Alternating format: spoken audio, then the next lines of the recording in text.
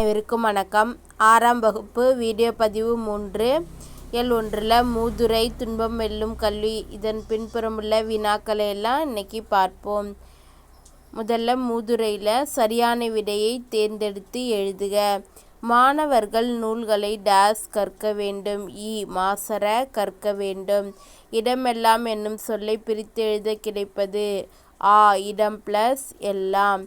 மாசற என்னும் சொல்லை பிரித்து எழுத கிடைப்பது மாசு ப்ளஸ் அற.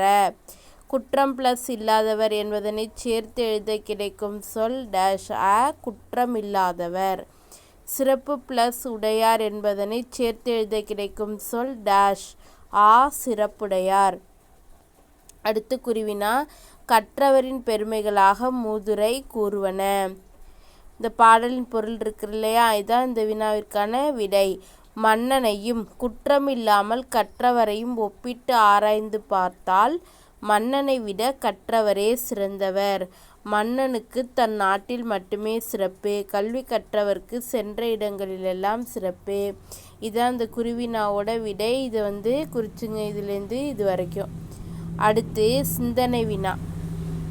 கல்லாதவர்க்கு ஏற்படும் இழப்புகளை பட்டியலிடுக.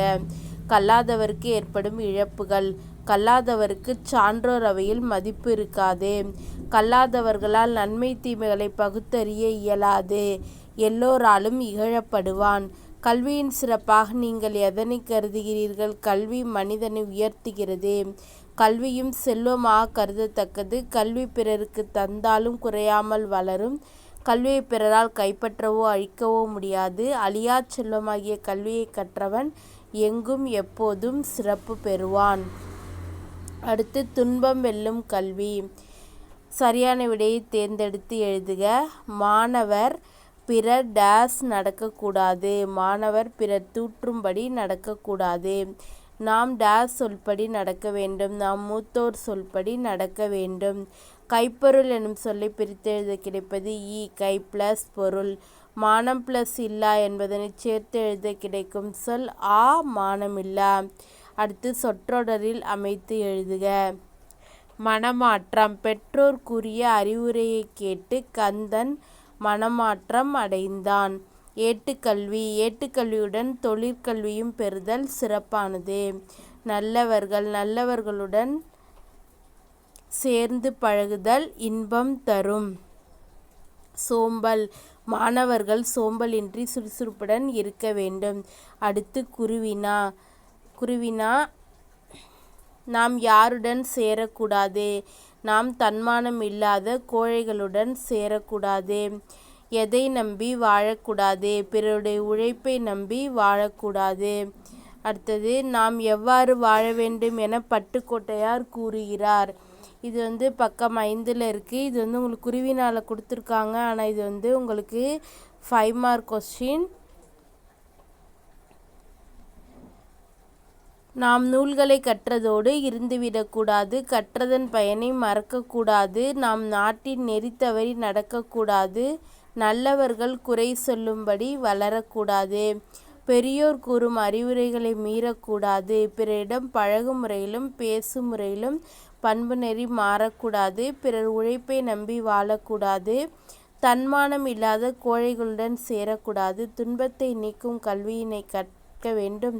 சோம்பலை போக்கிட வேண்டும். பிறருடன் வம்பு செய்யும் வழக்கம் இருந்தால் அதை விட்டுவிட வேண்டும். வானை தொடும் அளவுக்கு அறிவை வளர்த்து கொள்ள வேண்டும். மேலான அறிஞர்கள் கூறிய அறிவுரைகளின்படி வாழ வேண்டும். அதன் மூலம் வெற்றிகளையும் விருதுகளையும் பெருமையையும் பெற வேண்டும். பெற்ற தாயின் புகழும் தம் தாய் நாட்டின் புகழும் அழியாத வகையில் வாழ வேண்டும். இவ்வாறு வாழ வேண்டும் என பட்டுக்கோட்டையார் கூறுகிறார் அப்படின்னு எழுதிக்கிங்க. இது உங்களுக்கு 5 மார்க் கொஸ்டின். இந்த 3rd கொஸ்டின் மட்டும் உங்களுக்கு 5 மார்க் கொஸ்டின். அடுத்து நாம் எவ்வாறு வாழ்ந்தால் பெருமை பெறலாம்? மேலான அறிஞர்கள் கூறிய அறிவுரைகளின்படி வாழ்ந்தால் அதன் மூலம் வெற்றிகளையும் விருதுகளையும் பெருமையையும் பெறலாம். எதிர்ச்சொல் எழுதுக. எதிர்ச்சொல் உங்களுக்கு புக்கில் கொடுக்கல. ஆனால் இது நீங்கள் உங்கள் நோட்டில் எழுதிட்டு படிச்சுங்க. மறந்து நினைத்து. வளர்ந்து தளர்ந்து. தூற்றும் போற்றும். கோழை வீரன். வெல்லும் தோற்கும். துன்பம் இன்பம், சோம்பல் சுறுசுறுப்பு, வளர்ச்சி வீழ்ச்சி, மேதை பேதை, புகழ் இகழ், வெற்றி தோல்வி, பெருமை சிறுமை. அடுத்து சிந்தனை வினா, நீங்கள் படித்து என்னவாக விரும்புகிறீர்கள், ஏன்? இது நீங்களாக தான் எழுதணும். நீங்கள் படித்து என்னவா விரும்புகிறீங்க, எதற்காக அப்படி அதை விரும்புகிறீங்க அப்படிங்கிறத பற்றி நீங்கள் தான் எழுதணும். இது வரைக்கும் நீங்கள் உங்கள் நோட்டில் எழுதிக்கிங்க. ஏற்கனவே எழுதின நோட்லேயே நெக்ஸ்ட் பேஜ்லேயே கண்டினியூ பண்ணிக்கோங்க. அடுத்துள்ளதில் நாளை பார்ப்போம். நன்றி.